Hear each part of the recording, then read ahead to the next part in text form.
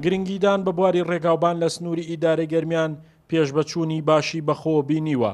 بە پێی پلانەکانیش هەوڵە درێت تەواوی جادە و بانەکانی سنوورەکە نۆژەن بکرێنەوە و بکرێن بە دوو ئاڕاستە.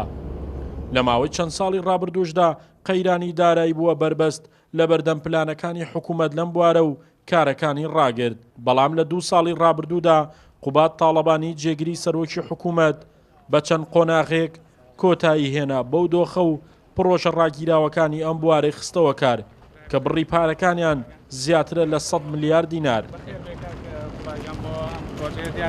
ئەمەشێکێکە لە پرۆژانەی کە وەکو پرۆژەکانی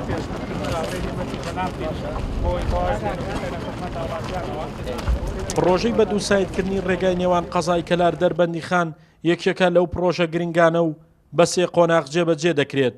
قۆناغی یەکەمی بە دووری 24 کیلۆمەتر کۆتایی بەکارەکانی هاتووە و ئێستا کارکردن لە قۆناغی دووەم و سێمیش بەردەوامە و بڕی پارەی پرۆژەکەش نزیکەی 50 ملیار دینار دەبێت.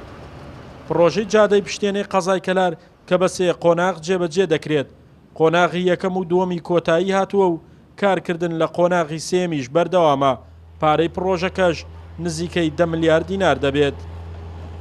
پرۆژەی پردی گردەگۆزینە بە درێژی 900 مەتر لەسەر ڕووباری سیروان کۆتایی بەکارەکانی هاتووە. گرنگی پرۆژەکەش لەوەدایە قەزای کەلار و خانەقین و مەرزی پەروێزخان پێکەوە دەبەستێتەوە. پرۆژەی قیرتاوی ڕێگای بەشێک لە گوندەکانی گەرمیان کە ئێستا کارکردن تێیدا بەردەوامە یەکێکی ترە لەو پرۆژانە کە لە بواری ڕێگاوبان لە سنووری ئیداری گەرمیان چووەتە بواری جێبەجێکردنەوە و ئێستا کارکردن تێیدا بەردەوامە.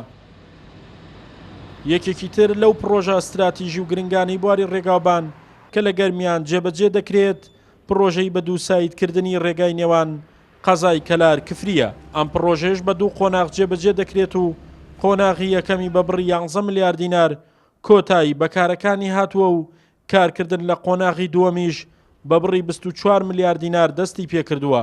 گرنگی ئەم پرۆژەش لەوەدایە هەر یەک لە پارێزگاکانی کەرکووک و سلێمانی و دیالە لە سنووری ئیداری گەرمیان پێکەوە گرێ دەدات. شاخەوان محەممەد، کوردسات، نیوز.